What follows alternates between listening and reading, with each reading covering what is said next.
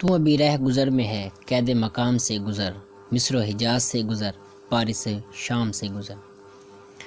اب یہ 5 اشعار کے اندر مشتمل یہ نظم ہے، تو یہ لندن کے اندر جب قیام کیا تھا اقبال نے اس دوران یہ لکھی تھی۔ آغاز میں انہوں نے اس جانب اشارہ کیا ہے کہ ان اشعار میں انہوں نے اپنی خصوصی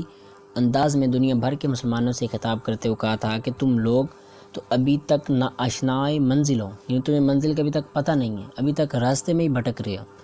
لہٰذا اگر اپنے مقصد کی تکمیل کرنا چاہتے ہو، منزل تک پہنچنے کا خواہش مند ہو، تو پھر یہ مصر و حجاز اور ایران و شام کی حدود سے آگے بڑھنا ہوگا کہ مسلمانوں کے لیے یہ جغرافیائی حدودیں بے معنی شے ہیں۔ عملاً یہ جغرافیائی حدود کا تصور تو یہاں یورپی تہذیب کی درآمدات میں سے ہے، جبکہ مسلمان کی تو ایک ہی قومیت ہے، اور وہ خواہ عرب میں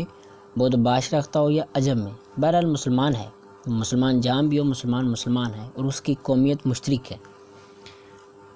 تو ابھی رہ گزر میں ہے قید و مقام سے گزر، مصر و حجاز سے گزر، پارس و شام سے گزر، یعنی تیرے لیے ان چیزوں کی کوئی اہمیت نہیں، جس کا عمل بے غرض اس کی جزا کچھ اور ہے، حور و خیام سے گزر، باد و جام سے گزر۔ اس میں اقبال کہتے ہیں کہ جو شخص سیرت کردار کے حوالے سے بے غرض اور حرص و ہوس سے دور ہوگا، خداوند قدوس اس کو خصوصی طور پر اس عمل کا جزا دیتا ہے۔ لہذا ضروری ہے کہ بہشت تک رسائی کے لیے حور و غلمان اور شراب طہور کے خیال سے بے نیاز ہو کر نیک نیتی کے ساتھ اپنے عمل میں مصروف رہیں، کہ اس نوعیت کا عمل تو ہر قسم کی جزا سے بلند ہے۔ یعنی اگر نماز جنت کے لیے پڑھے ہو تو پھر وہ نماز نہیں ہے، اللہ کی رضا کے لیے اگر پڑھی جائے، صاف نیت کے ساتھ پڑھی جائے تو وہ عمل ہے۔ جس کا عمل بے غرض یعنی کوئی غرض نہیں ہے، اس کی جزا کچھ اور ہے،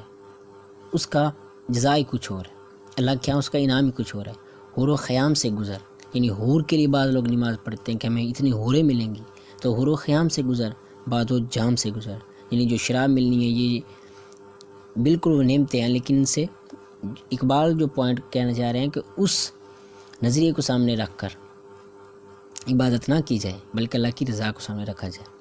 تیسرا شعر، ہر چند کے مغرب کا حسن اور وہاں کی تہذیب ظاہری سطح پر مسرت بخش ہوتی ہے، یعنی مغرب کے اندر جو چیزیں ہمیں متاثر کرتی ہیں، لیکن یہ چیزیں تو عملاً ایک جال کی مانند ہیں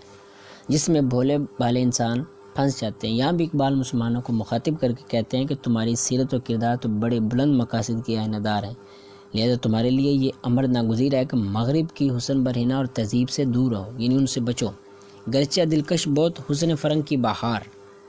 تیرک بلند بال دانا و دام سے گزر، یعنی بے شک وہ دلچسپ ہیں، دلکش ہیں، لیکن ان کی طرف نہ جا۔ چوتھا شعر ہے،